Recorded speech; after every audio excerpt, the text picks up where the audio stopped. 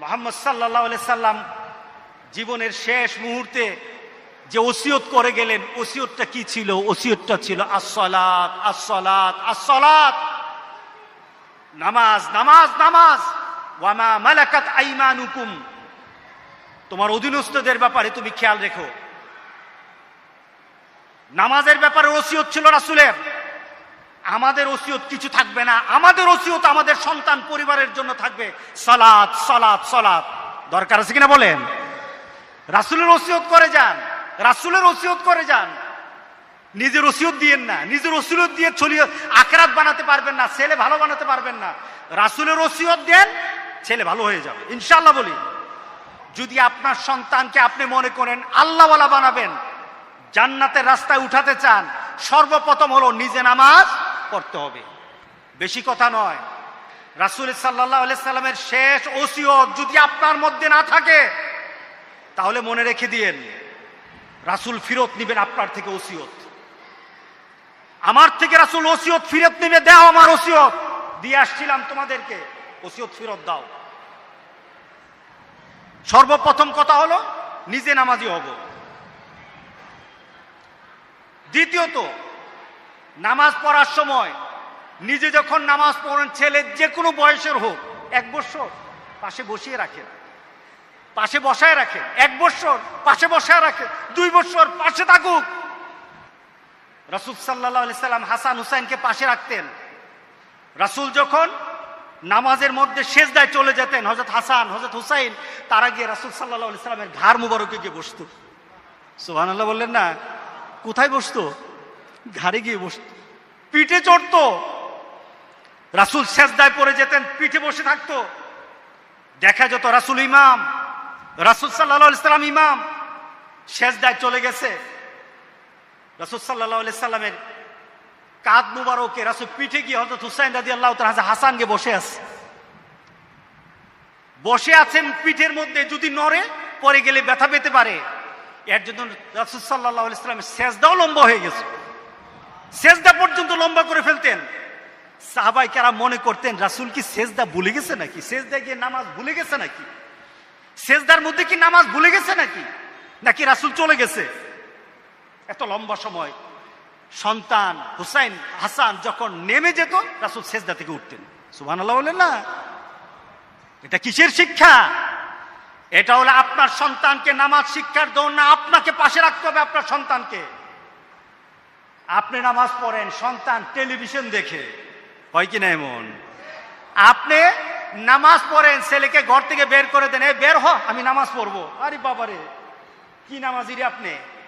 সন্তান আপনার কাঁধে চড়বে, সন্তান আপনাকে ডিস্টার্ব করবে। এরপরে দেখবেন সন্তান আপনার সাথে সাথে আপনিও সেজদা দেন, সন্তান ল্যাংটা হয়ে আপনার সাথে সেজদা দেয়। কি বলেন?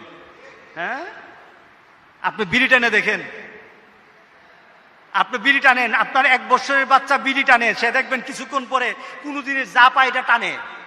তার মানে কি? বাপের লক্ষ্মী ছেলে। এটা বাপের কি ছেলে?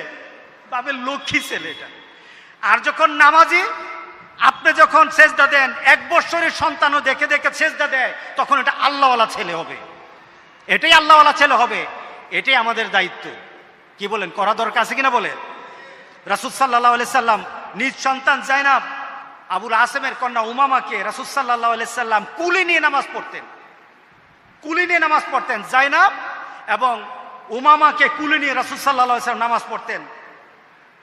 এই নীতি যদি আমাদের ঘরগড়ির মধ্যে আমরা চালু করে দিতে পারি, ইনশাআল্লাহ ইনশাআল্লাহ আমাদের সন্তান আমাদের থেকে নামাজ শিক্ষার প্র্যাকটিস দেখতে পারবে। দেখতে পারবে না? কি বলেন? দরকার আছে কিনা বলেন? প্রথম কথা কি বলেন তো দেখি? নিজে নামাজ পড়ব। দ্বিতীয় হলো, নামাজ যখন পড়ব আমার সন্তানগুলো আমার পাশে থাকবে, তারা যেন আমাকে দেখে দেখে নামাজ অনুসরণ করতে পারে। তৃতীয় কথা হলো, সন্তান যখন একটু বুঝের হবে, তাকে যখন বুঝানো যাবে, তখন এই সন্তানকে নিয়ে মসজিদে যাব। যখন বুঝাতে পারবো কি এটা মসজিদ, এটা কার ঘর? আল্লাহর ঘর, এখানে কথা বলবো না, আস্তে করে বসে থাকো, হ্যাঁ আমার সাথে নামাজ পড়ো, চুপ করে বসে থাকো, দুষ্টামি করো না। এই ছেলেগুলি যখন ব্রেইনে এই কথাগুলি ঢুকে যাবে, ঢুকার মতো বয়স হবে, ছেলেগুলি নিয়ে মসজিদে আসা। কে বলেছেন? মুহাম্মদ রাসূলুল্লাহ। রাসূল সাল্লাল্লাহু আলাইহি সাল্লাম বলছেন, তোমার ছেলে যখন ডান বাম চিনে, তাকে যদি বলো ডান কোনটা, সে বলতে পারে, বাম কোনটা বলতে পারে, তাকে নামাজ শেখাও। 7 বৎসরের কথা আছে, 10 বৎসরের কথা আছে, শাসনের কথা আছে। এটা হলো যখন একটু বয়স হয়, আপনি এইভাবে নামাজের জন্য তার তার তার পেছনে লেগে যাবেন। তাকে কিভাবে শিক্ষা দেওয়া যায়? এরপরে আপনার সন্তান, আপনার পরিবারে আপনাদের সন্তানগুলিকে, আমাদের সন্তানগুলিকে হাতে কলমে শিক্ষা দিতে হবে। যেমন আপনি নামাজ আদায় করলেন, ছেলে আপনার 4-5 বৎসর অথবা 5-6 বৎসরের হোক, এ ছেলেটাকে ডেকে বললেন, বাবা এদিকে আয় তো, একটু নামাজ আরম্ভ করো, আল্লাহু আকবার বলো। আল্লাহু আকবার। হ্যাঁ, সানা পড়ো তো। সানা পড়তে পারে না, আপনি বললেন পড়ো, আমার সাথে পড়ো। এখন সানা পড়লো, বাবা বলো তো আউযু বিল্লাহি মিনাশ শাইতানির রাজিম বিসমিল্লাহির রহমানির রহিম, সেটাও পড়লো। সূরা ফাতিহা আপনি পড়লেন, যে কোনো একটা সূরা আপনার সাথে মিলালো। এভাবে পড়তে পড়তে আপনি 1 দিন 2 দিন 3 দিন 1 মাস পড়তে থাকেন না? কি বলেন? ছেলেটাকে নামাজ পড়াতে কতদিন লাগবে? নামাজ শিখাতে কতদিন লাগবে? আপনি তাকবীরে উলা দিয়ে বলবেন, এইটা হলো প্রথম নামাজ আরম্ভ, আল্লাহু আকবার বলে আরম্ভ করতে হয়। এরপরে সানা পড়ে তাকে শিক্ষা দিলেন, আপনি পড়বেন, সে পড়বে।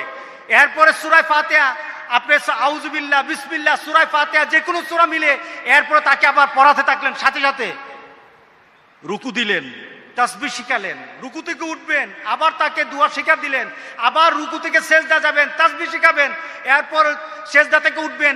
এইভাবে যখন নামাজগুলি তার মধ্যে চালু করে দিবেন, 1 দিন 2 দিন 3 দিন 1 মাস 2 মাস, এক সময় দেখা যাবে আপনার আর সহযোগিতা লাগে না, অটোমেটিক তার সব মুখস্থ হয়ে গেছে। এমন বাবা হতে রাজি আছে কিনা বলেন? হ্যাঁ, কয়জনে এমন বাবা, কয়জনে এমন মা, কয়জনে এমন মা হতে পেরেছেন?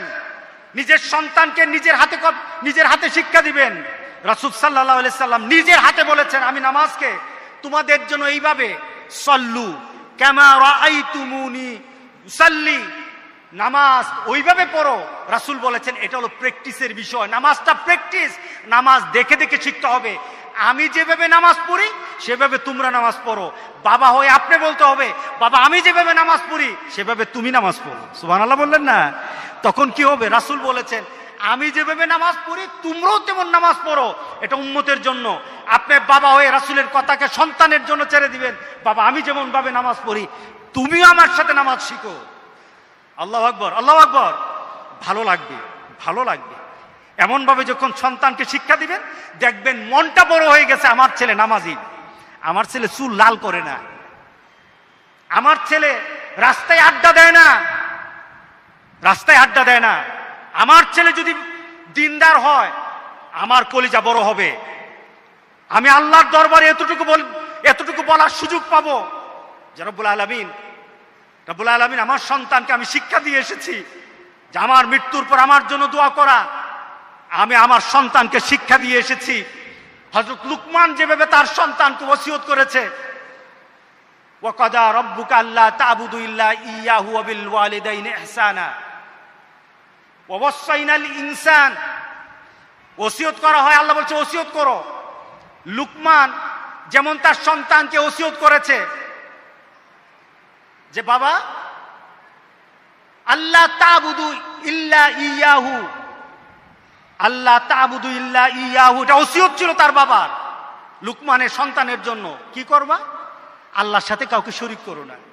বাবা আমি চলে গেলে, লুকমান তার সন্তানকে বলতেছে, বাবা আমি চলে যাব, গোটা পৃথিবীর কারোর সাথে তোমার পরিচয় থাকতে হবে আমি বলি না, কিন্তু সাবধান, রবের পরিচয় ভুলে যেও না, রবকে ভুলে যেও না, আল্লাহকে ভুলে যেও না।